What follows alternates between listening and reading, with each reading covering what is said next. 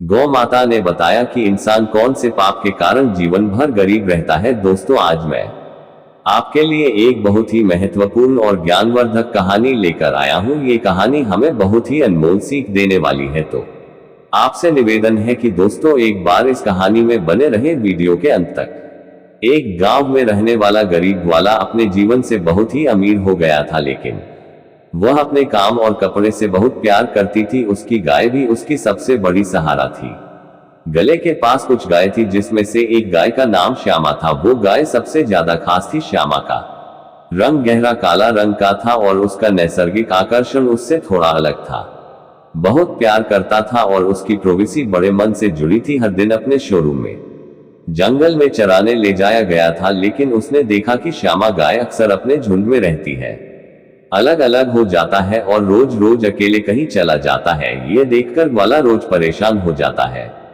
उसे पता चला कि श्यामा हर रोज अपने दोस्तों के पास एक दिन जाती है। पीछा करने का निर्णय उसने श्यामा के पीछे पीछे चलकर श्यामा जंगल के एक में लगाया।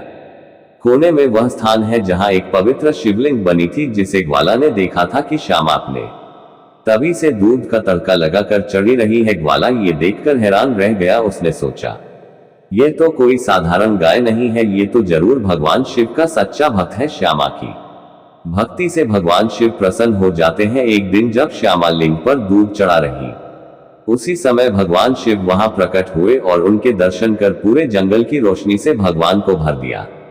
शिव ने श्यामा गाय से कहा, हे देवी, मैं विवाह भक्ति से बहुत प्रसन्न हूँ। प्रभु, मुझे क्या कहना चाहिए? श्यामा ने सिर झुकाकर पुस्तक से कहा, तुम्हें कुछ नहीं चाहिए, लेकिन मेरा मालिक, मेरा ग्वाला बहुत गरीब है, कृपया उसे धन दे, सुख शांति दे। भगवान शिव के चित्र और दर्शन लागे। देवी, यह निस्वार्थ प्रेम बड़ा अद्भुत है। मानफे ग्वाले को धन संपत्ति देती है, साथ ही मैं भी बताए कि मनुष्य को गरीबी का सामना क्यों करना पड़ता है, ताकि वह अपने जीवन को प्राप्त कर सके।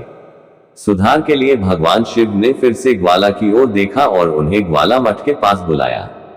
भगवान शिव उनके पास है और उन्हें प्रणाम करते हैं और कहते हैं, हे पुत्र, मैं सारे दुख दूर कर, लेकिन पहले मैं पत्थर यह समझ गया कि इंसान गरीबी और कष्टों का सामना क्यों करना चाहिए, ये जानना बहुत जरूरी है। गौ माता ने हाँ प्रभु, ये बात जरूर बताती है कि इंसान को गरीबी का सामना किन पापों से करना पड़ता है।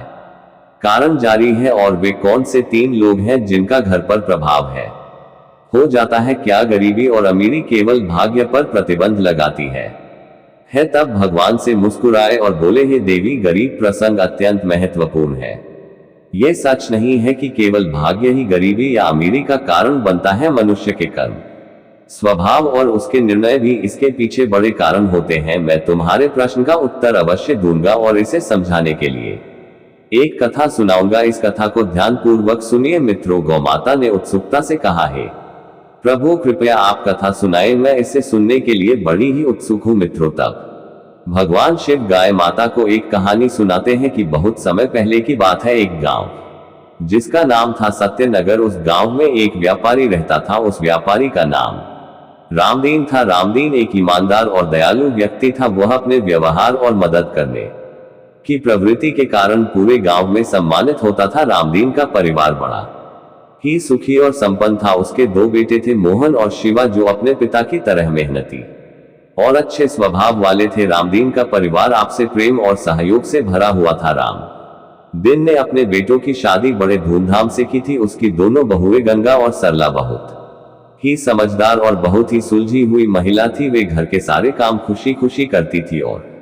परिवार के हर सदस्य का ख्याल रखती थी। जब छोटी बहू सरला इस घर में आई तो ऐसा लगा था जैसे घर में खुशियों का सैलाब आ गया हो। वो बहुत ही धार्मिक थी और हर दिन भगवान विष्णु, माता लक्ष्मी की पूजा करती थी। उसकी भक्ति और अच्छे स्वभाव के कारण पूरे घर में सुख शांति का वातावरण था। रामदीन का व्यापार भी खूब अच्छे से चल रहा था। उसकी मेहनत और ईमानदारी से व्यापार दिन दनी रात चौगुनी तरक्की कर रहा था। रामधन ने एक दिन अपने बेटों और बहुओं को बुलाकर कहा, पुत्रों, अब मेरी उम्र पूरी होने वाली है। मुझसे व्यापार संभालना अब कठिन हो रहा है। मैं चाहता हूं कि अब से तुम दोनों मिलकर इस व्यापार को संभालो। मोहन और शिवा ने खुशी खुशी अपने पिता की बात मान ली और पूरे मन से व्यापार संभालने लगे। रामदीन ये देखकर बहुत खुश होता था कि उसके बेटे और बहुएं मिलजुल कर काम करते हैं। रामदीन के घर का सुख और उसका व्यापार देखकर सत्यनगर के कुछ लोग जलने लगे। वे सोचते थे कि रामदीन का जीवन कितना सुखद है। उसके परिवार में कभी झगड़ा नहीं होता है और व्यापार भी दिन ब दिन तरक्की कर रहा है। उनकी जलन धीरे धीरे इतनी बढ़ती गई कि वे रामदीन के खिलाफ साजिश रचने लगे। भगवान शिव ने गौ माता से कहा, हे देवी, जैसे एक बड़ी मछली तालाब में छोटी मछलियों को बढ़ता हुआ देखकर उन्हें निगलने की कोशिश करती है, वैसे ही इंसान दूसरों की तरक्की देखकर उन्हें नीचे गिराने की कोशिश करता है। मनुष्य अपनी सफलता से जितना खुश नहीं होता, उससे ज्यादा दूसरों की तरक्की देकर बेचैन हो जाता है। गांव वालों ने रामदीन के कुल पुरोहित शिवराम को भड़काने की योजना बनाई। वे पुरोहित से बोले, पुरोहित जी, आप तो यहाँ बड़ी मुश्किल से अपना गुजारा कर रहे हैं, जबकि आपका यजमान रामदीन बड़े ही ऐसो आराम में जी रहा है। क्या आपको ये ठीक लगता है? पुरोहित ने कहा, यह आप सब क्या कह रहे हैं? आपकी बात का मतलब क्या है? गांव वालों ने उत्तर दिया, रामदीन ने आपको कितने समय से अपने घर नहीं बुलाया है। अगर वो आपको पूजा पाठ के लिए नहीं बुलाएगा तो आपकी आमदनी कैसे होगी? आपको दान दक्षिणा कैसे मिलेगी? इस तरह तो आप और आपका परिवार भूखा मर जाएगा। पुरोहित को यह सुनकर चिंता होने लगी। उसने सोचा, ये तो सच है, रामदीन ने मुझे बहुत समय से अपने घर नहीं बुलाया है। उनका जीवन तो सुखी है, लेकिन मेरा जीवन कठिनाइयों से गुजर रहा है। मित्रों, वो अपने गुरु विद्यासागर के पास जाते हैं और अपनी समस्या बताते हैं। उसने कहा, हे गुरुदेव, मेरा जीवन मेरे यजमान पर निर्भर है। यदि वे मुझे पूजा पाठ के लिए नहीं बुलाएंगे तो मेरा और मेरे परिवार का क्या होगा? गुरु ने उसकी बात सुनकर कहा, चिंता मत करो पुत्र। रामदीन के घर की खुशियों का मुख्य कारण उसकी छोटी बहू सरला है। वह भगवान की सच्ची भक्त है और उसके पूजा पाठ के कारण ही उनके घर में सुख, शांति और समृद्धि बनी हुई है। पुरोहित, जो अभी ईर्ष्या और स्वार्थ से भरा हुआ था, अपने गुरु की सलाह के अनुसार व्यापारी रामदीन के घर को नुकसान पहुंचाने की योजना बनाने लगा। गुरु ने उसे समझाया था कि यदि वह व्यापारी के घर में अशांति ला सकता है तो उसे केवल एक छोटा सा उपाय करना होगा। व्यापारी के घर से पीतल का लोटा लाकर अपने घर में रख देना होगा, क्योंकि उसके घर की लक्ष्मी उसी पीतल के लोटे में बराती है। यदि उसके घर की लक्ष्मी तुम्हारे घर आ जाएगी तो वो धीरे धीरे कंगाल होने लगेगा, मुसीबत उसे घेर लेगी। और जैसे ही वह पीतल का लोटा तुम्हारे घर आएगा, उनके घर की सुख समृद्धि खत्म हो जाएगी, उनके बेटों में झगड़े शुरू हो जाएंगे और व्यापार ठप पड़ने लगेगा। तब व्यापारी खुद तुम्हें बुलाकर पूजा पाठ करवाएगा। पुरोहित ने गुरु की बात मानकर धन्यवाद किया और अपने घर लौट आया। अगले दिन सुबह सुबह बस स्नान ध्यान करके सीधे व्यापारी रामदीन के घर जाता है। रामदीन उस समय आराम कर रहा था। पुरोहित की आवाज सुनकर वह बाहर आया और अपने कुल पुरोहित को देखकर अत्यंत प्रसन्न हुआ। उसने तुरंत उनका स्वागत किया और कहा, आइए पुरोहित जी, इतने दिनों बाद आपके दर्शन हो रहे हैं, सब कुशल से तो है? पुरोहित ने मुस्कुरा कर कहा, हाँ भैया, सब ठीक है। बस इधर से गुजर रहा था तो सोचा आपसे मिलता चलूं। वो व्यापारी से मीठी मीठी बातें करने लगा। कुछ समय बाद उसने कहा, व्यापारी जी, मुझे प्यास लग रही है, क्या आप मुझे थोड़ा पानी पिला सकते हैं? रामदीन तुरंत पानी लेने के लिए अपने घर के अंदर जाता है। तभी पुरोहित ने आवाज देकर कहा, अरे रामदीन, पानी पीतल के लोटे में लेकर आना। रामदीन ने हंसते हुए कहा, जैसा आप चाहे गुरुजी, मैं वैसा ही पानी लेकर आऊंगा। रामदीन अंदर जाकर पीतल का लोटा लेने ही वाला था कि उसकी छोटी बहू सरला ने उसे देख लिया। सरला बहुत ही चतुर और समझदार थी, उसे वास्तुशास्त्र का भी ज्ञान था। उसने तुरंत अनुमान लगाया कि कुछ तो गड़बड़ है। सरला ने कहा, पिताजी, ये लोटा मुझे थोड़ी देर के लिए दे दीजिए, मैं इसे अभी वापस कर दूंगी। रामदीन ने शहर लोटा उसे दे दिया। सरला ने उस लोटे का पानी निकाला और उसे गौ माता को पिला दिया। इसके बाद उसने लोटे में नया पानी भरकर अपने ससुर को लौटा दिया। रामदीन ने वह पानी पुरोहित को दिया। पानी पीने के बाद पुरोहित ने कहा, ये लोटा बहुत सुंदर है, क्या आप इसे मुझे दे सकते हैं?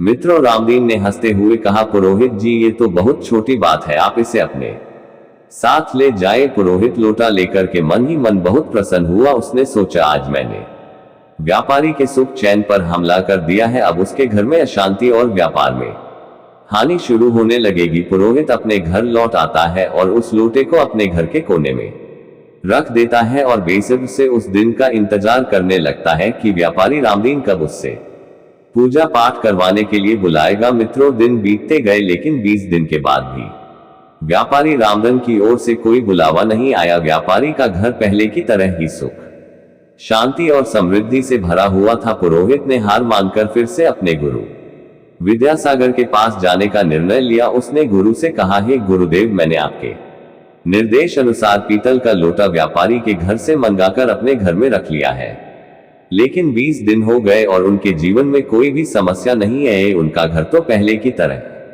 सुखी और संपन्न है। तब गुरु ने आंखें बंद करके देखा, अपनी दिव्य दृष्टि का उपयोग करके उस स्थिति को जांचा और परखा। कुछ क्षण बाद उन्होंने कहा, हे शिष्य, मैंने पहले ही कहा था कि व्यापारी की छोटी बहू बहुत चतुर है। उसने तुम्हारे षड्यंत्र को भांप लिया था।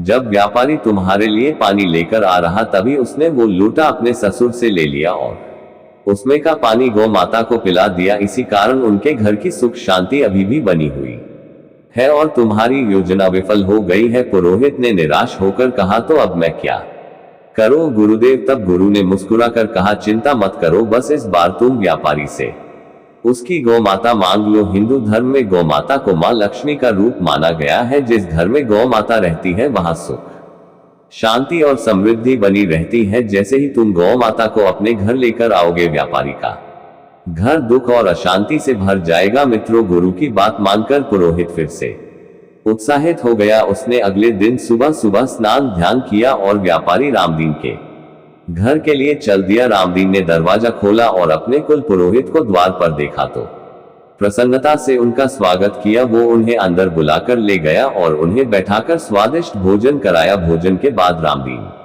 ने पूछा, पुरोहित जी, आज आप किस काम से आए हैं? सब कुशल तो है ना? पुरोहित ने दुख भरे स्वर में कहा, व्यापारी जी, मैं बहुत कठिनाई में हूं। मेरी गौ माता ने दूध देना बंद कर दिया है। मेरे छोटे बच्चे को दूध की बहुत आवश्यकता है। उसकी उम्र ऐसी है कि बिना दूध के वह जीवित नहीं रह सकता। क्या आप अपनी गौ माता मुझे दान कर सकते हैं? यह मेरे परिवार के लिए बहुत बड़ी मदद होगी। रामदीन ने सोचा, यह हमारे कुल पुरोहित है, इनकी मदद करना हमारा धर्म है। गोदान से मुझे पुण्य मिलेगा। तब उसने कहा, पुरोहित जी, आप चिंता ना करें, मैं आपको गौ माता देने के लिए तैयार हूं। मित्रों, इतना कहकर रामदीन गौ माता को लेने के लिए घर के अंदर पहुंचा। जब व्यापारी रामदीन गौ माता को लेकर अपने कुल पुरोहित शिवराम की ओर बढ़ रहा था, तभी उसकी छोटी बहू सरला वहां तेजी से आती है और ससुर को रोकते हुए बोली, पिताजी, यह गौ माता कहां ले जा रहे हैं? रामदी ने कहा, बेटी, हमारे कुल पुरोहित शिवराम आए हैं। उनकी गौ माता ने दूध देना बंद कर दिया है।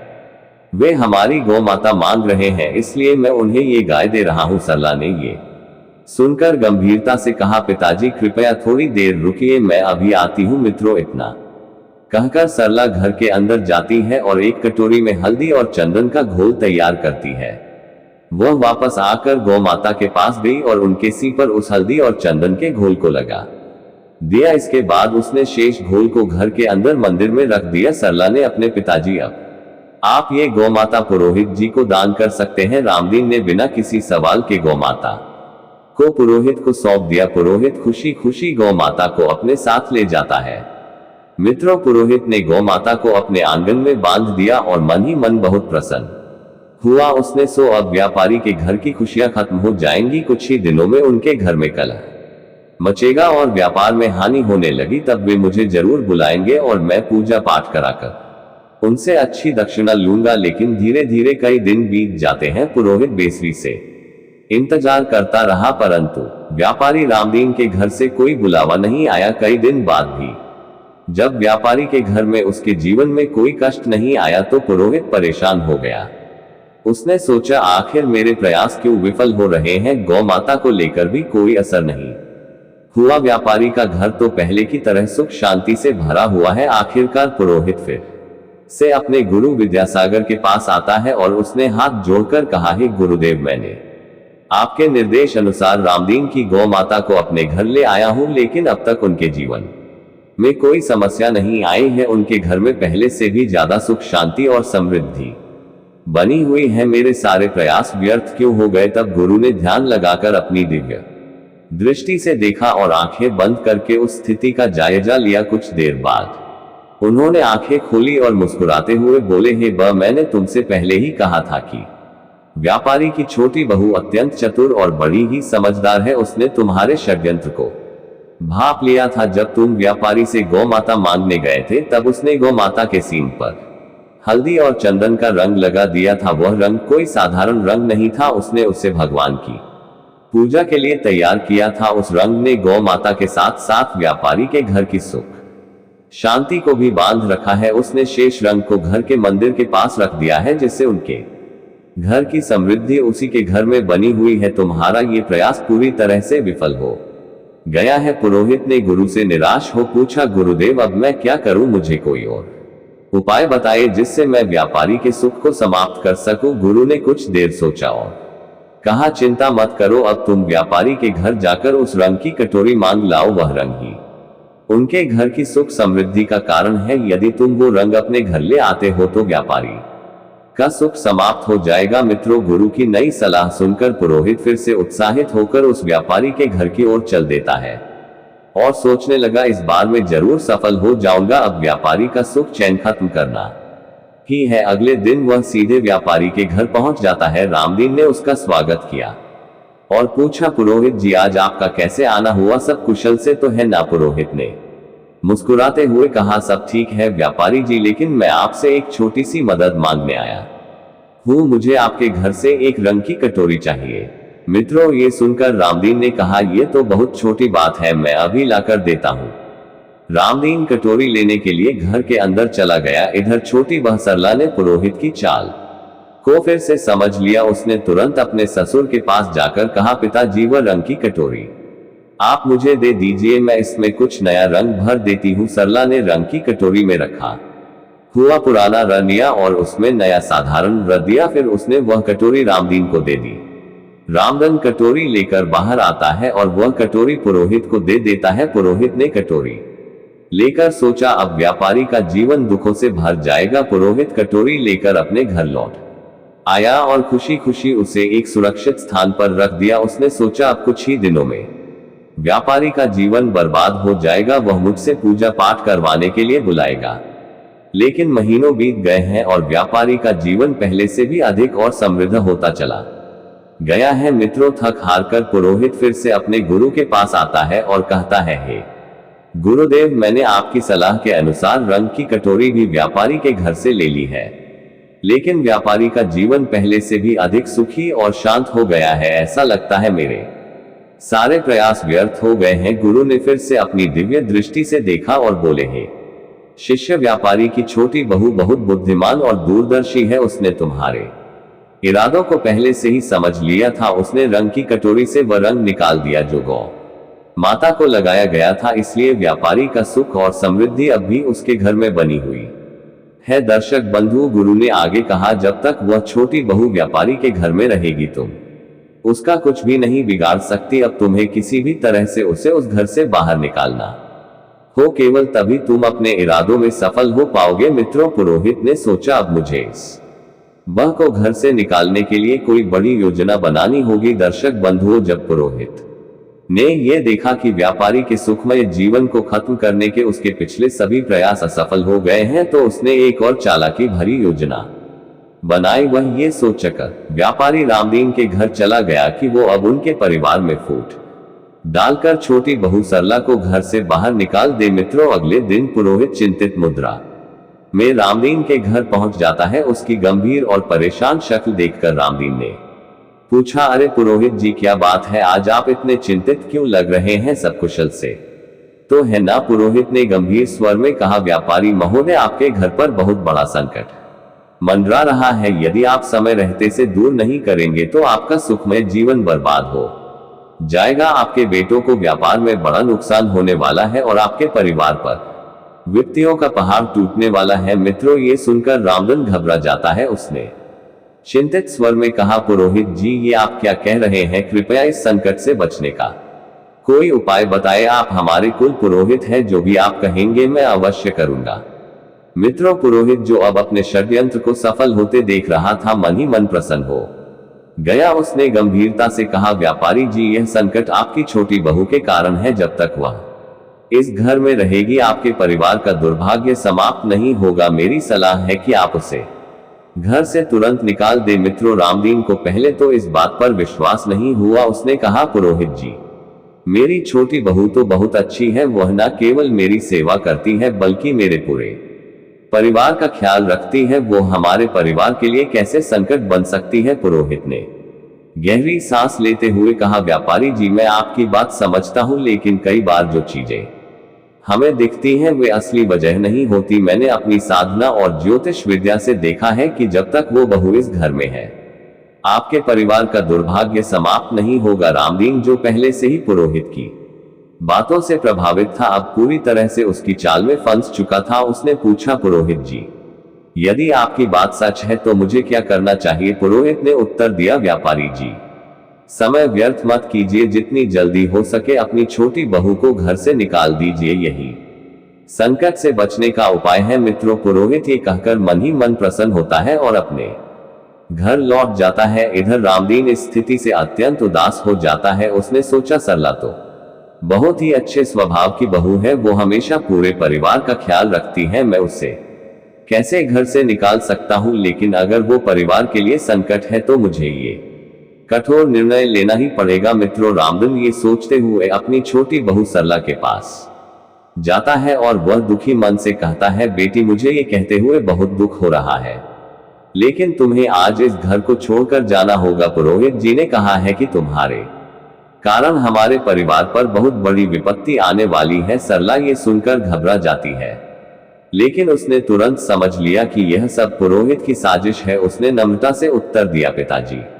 यदि यही आपकी इच्छा है तो मैं ये घर छोड़ने के लिए तैयार हूं। मित्रों, जब रामदीन का छोटा बेटा सेवा ये सब देखता है तो वह गुस्से और दुख से भर जाता है। उसने अपने पिता से कहा, पिताजी, यदि मेरी पत्नी को इस घर में जगह नहीं मिल सकती तो मैं भी इस घर में नहीं रह सकता। मैं अपनी पत्नी के साथ चला जाऊंगा। शिवा ने भी बिना किसी झिझक के ये निर्णय लिया और अपनी पत्नी सरला के साथ घर छोड़कर चला गया। शिवा और सरला शहर में चली गई। वहां उन्होंने एक छोटे से किराए के मकान में रहना शुरू किया। शिवा बहुत ही मेहनती और ईमानदार लड़का था। उसने शहर में रहकर एक छोटा सा व्यापार शुरू कर दिया। सरला ने अपने पति का हर कदम पर साथ दिया। उसकी समझदारी और सेवा की मेहनत के कारण उनका व्यापार तेजी से बढ़ने लगा। कुछ समय बाद वे इतने संपन्न हो गए कि उन्होंने शहर में अपना खुद का घर खरीद लिया। इधर व्यापारी का घर पुरोहित की चालों के कारण बर्बादी की कगार पर आ गया था। घर में हर दिन झगड़े और कलह होने लगे थे। व्यापारी का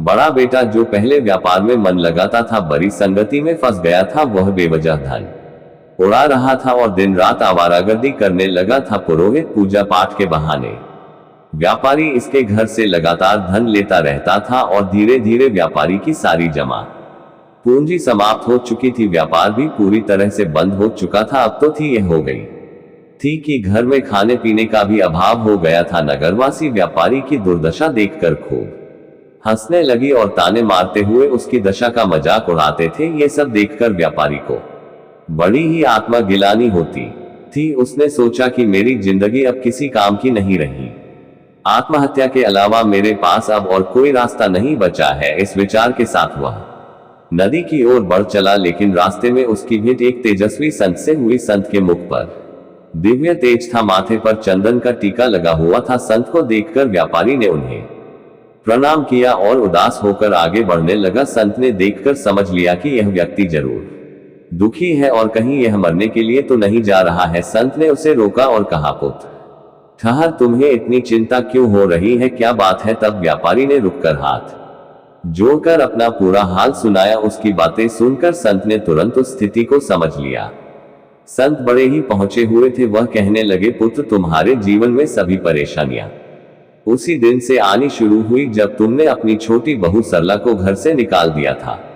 मित्रों, उस महात्मा ने व्यापारी से कहा कि हे पुत्र, तुम्हारे घर में यह संकट उसी दिन से शुरू हुआ है जब तुमने अपनी छोटी बहू को घर से निकाला है। तुम्हें पता नहीं था कि वह छोटी बहू साक्षात लक्ष्मी का रूप थी। उसकी भगवान के प्रति बड़ी ही निष्ठा और नित्य पूजा पाठ करने वाली थी। तुम्हारे घर में सुख समृद्धि उसी की वजह से थी। मित्रों, महात्मा की बात सुनकर व्यापारी को अपनी भूल का एहसास होता है। वह तुरंत शहर जाता है और अपने छोटे पुत्र के घर पहुंचकर अपनी बहू के आगे हाथ जोड़कर क्षमा मांगता है और बोला, बहू मुझे माफ कर दो, मैंने उस दुष्ट पुरोहित की बातों में आकर तुम्हें घर से निकाल दिया, लेकिन सच्चाई यह है कि तुम हमारे परिवार की लक्ष्मी हो। जब तक तुम घर में थी तो घर में सुख शांति बनी हुई थी, लेकिन तुम्हारे जाने के बाद से हमारा घर कलेश और दुखों से घिर गया है। हमारा व्यापार पूरी तरह से ठप हो चुका है। मित्रों, अपने ससुर की यह बातें सुनकर छोटी बहू सरला ने हाथ जोड़कर कहा,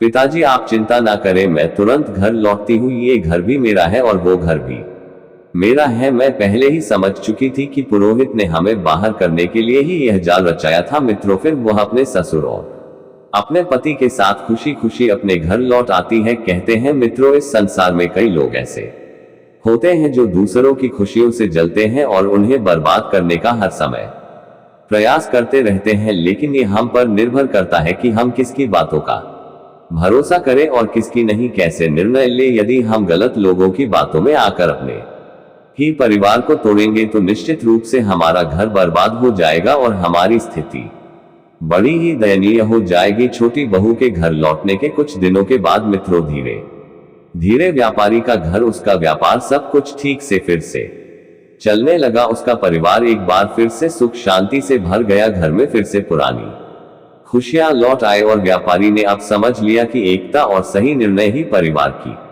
नींव को मजबूत रखते हैं। दर्शक बंधुओं, इधर भगवान शिव ने गौमाता से कहा, हे गौमाता, अब मैं तुम्हें एक और बहुत ही महत्वपूर्ण बात बताने जा रहा हूं, तुम इसे ध्यान सुन। जिस घर में 3 प्रकार के लोगों की बात मानी जाती है उस घर का सत्यानाश निश्चित है। तब गौ माता ने आदर पूर्वक पूछा, है प्रभु कृपया बताएं कि वे 3 लोग कौन हैं। तब भगवान शिव कहते हैं, हे देवी, जिस घर में अहंकारी और दुष्ट स्वभाव वाले व्यक्ति की बात सुनी जाती है वहां निश्चित रूप से विनाश होता है। अहंकारी व्यक्ति अपने स्वार्थ और गलत सोच के कारण घर का वातावरण अशांत कर देता है। ऐसे व्यक्ति की सलाह हमेशा परिवार में फूट डालती है और सुख शांति को नष्ट कर देती है। जिस घर में लालची, कुटिल और अनैतिक आचरण वाली स्त्री का प्रभाव होता है वहां कभी धन नहीं टिकता है। ऐसी स्त्री घर को भौतिक सुख सुविधाओं के पीछे धकेल है, लेकिन नैतिकता और सच्चाई को भूल जाती है। माता लक्ष्मी ऐसे घर में कभी प्रवेश नहीं करती और वह घर सदैव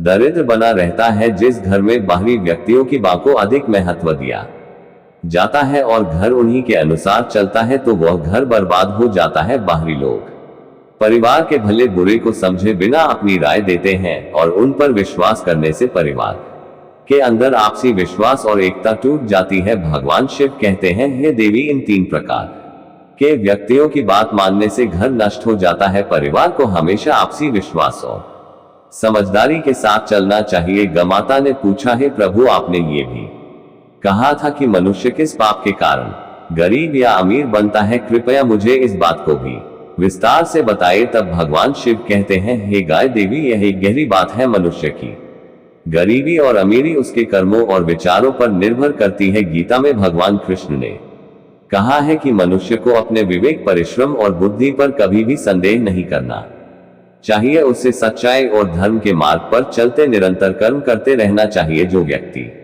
अपने आप पर विश्वास नहीं करता, अपने कर्मों से भागता है और असत्य का साथ देता है, वह कभी भी सफल नहीं हो सकता। ऐसे व्यक्ति का जीवन गरीबी के दलदल में फंसा रहता है। जो व्यक्ति सच्चाई, ईमानदारी और निरंतर प्रयास में विश्वास रखता है वह अपनी गरीबी को दूर कर सकता है। गरीबी और अमीरी जीवन के 2 पहलू हैं। सच्चाई और कर्म का पालन करने वाला व्यक्ति निश्चित रूप से गरीबी अंधकार से बाहर निकलता है और जीवन में सफलता प्राप्त करता है। गौ माता ने भगवान शिव की बातें बड़े ही ध्यान से सुनी और भावुक होकर बोली, हे प्रभु, आपकी इस अद्भुत कथा को सुनकर मैं धन्य हो गई हूँ। आपने जीवन का सच्चा मार्ग दिखा दिया है। अब मैं इस ज्ञान को सभी जीवों के कल्याण के लिए उन्हें भी सुनाऊंगा। माता को आशीर्वाद दिया और उस ग्वाले को धनवान बना दिया और कहा, हे देवी, ये ज्ञान हर उस व्यक्ति को लाभ देगा जो इसे ध्यानपूर्वक सुनेगा और अपने जीवन में अपनाए। प्रिय मित्रों, ये कथा हमें सिखाती है कि अहंकार, लालच और बाहरी व्यक्तियों की बातों पर निर्भरता से बचे, सच्चाई, ईमानदारी और निरंतर कर्म का अनुसरण करें, अपने विवेक और परिश्रम पर विश्वास रखें, परिवार की एकता और समझदारी को बनाए रखें। मित्रों, इस ज्ञानवर्धक कथा का सार यही है कि सच्चाई, धर्म और कर्म से ही जीवन की सच्ची सफलता प्राप्त होती है। अब आपके विचारों का हमें इंतजार रहेगा। कृपया इस कथा से मिली प्रेरणा को साझा करें और कमेंट में हमें जरूर बताएं। तो चलिए मिलते हैं आपसे अगली वीडियो में। आप सभी दर्शक बंधुओं का बहुत बहुत धन्यवाद। जय श्री कृष्णा।